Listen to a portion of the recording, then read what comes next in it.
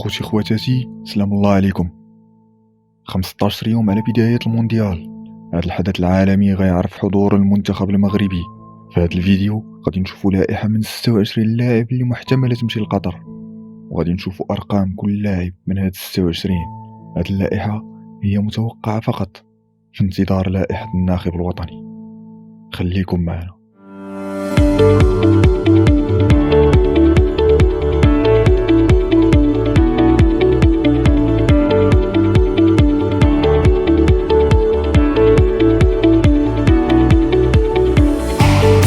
على بعد أيام من بداية المونديال، الأكيد أن وليد الركراكي يفوض عليه يحسد عليه.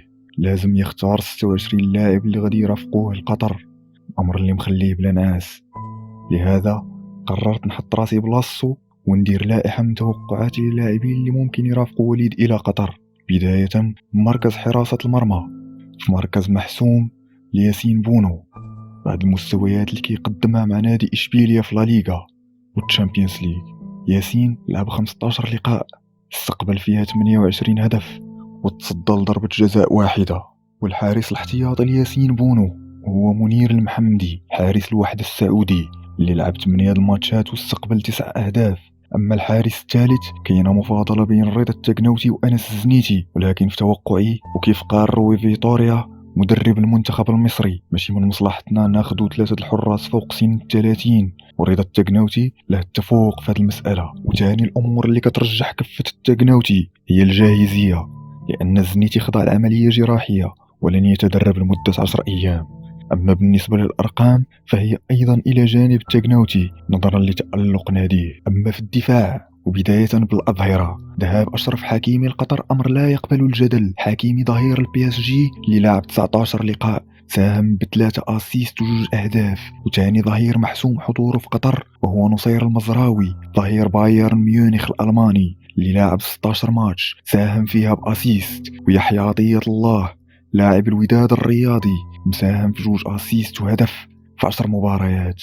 والظهير الأخير هو فهد موفي، لاعب بورتيمونينسي البرتغالي، في 10 مباريات ساهم في اسيست. بالنسبة لقلوب الدفاع، طبعا العميد رومان سايس مدافع بيشكتاش التركي ب0 مساهمة، وأشرف داري مدافع بريست الفرنسي لاعب 10 الماتشات ومسجل هدف واحد. وسامي مايي لاعب 17 ماتش مع فرانك فاروش ومسجل هدفين. أما المدافع الرابع فهو نايف أجرد، مدافع ويست هام اللي رجع من الإصابة، ورغم أنه لاعب مباراتين فقط ولكن غادي يسجل حضوره. وآخر المدافعين وهو اسماعيل قندوس، مدافع سان جيلواز البلجيكي اللي حضر ل 16 ماتش وسجل هدف واحد فقط. أما وسط الميدان ما غيعرفش تغييرات كثيرة، بحضور سفيان أمرابط لاعب فيورنتينا اللي في رصيده 16 ماتش بدون أي مساهمة. واللاعب الثاني وهو يحيى جبران اللي لاعب 10 ماتشات، مساهم رفقة الوداد في 3 أهداف و1 أسيست.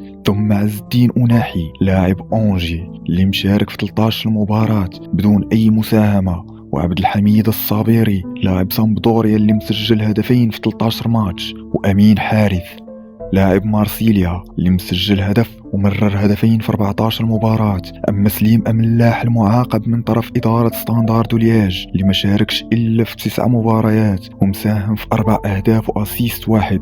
وآخر لاعب وسط الميدان وهو الوافد الجديد بلال خنوس لاعب جينك اللي مساهم في 1 أسيست في 15 مباراة. أما آخر الخطوط وهو خط الهجوم، وهو أكثر خط أثار الجدل في الوسط الرياضي المغربي، وغيعرف حضور السفاح يوسف النصيري لاعب إشبيليا اللي في 13 ماتش سجل هدفين. وحكيم زياش لاعب تشيلسي اللي مازال ملازم كرسي الاحتياط ولم يساهم في أي هدف طوال هذا الموسم في 7 مباريات لعبها. ثم سفيان بوفال مهاجم أونجي اللي مساهم في 3 الأهداف ومثلها من التمريرات الحاسمة في 11 لقاء. وعبد الصمد الزلزولي لاعب أساسونا لاعب 8 مباريات وعطى 2 أسيست. ثم ريان ماي لاعب فرانك فاروش اللي مساهم في 5 أهداف في 18 مباراة. ثم وليد جديرة في 14 مباراة سجل 13 هدف ومرر 4 أسيست مع نادي باري الإيطالي. ويأتي أخيرا عبد الرزاق حمد الله، المهاجم المغضوب عليه في المنتخبات الوطنية رصيده من الأهداف مع اتحاد جدة هو 4 أهداف في 6 مباريات. طبعا كيف قلت في البداية، هذه اللائحة مجرد توقعات. وفي الأخير وقبل إنهاء هذا الفيديو، أسألكم الدعاء للجد بالرحمة والمغفرة ولكل أموات المسلمين. في أمان الله.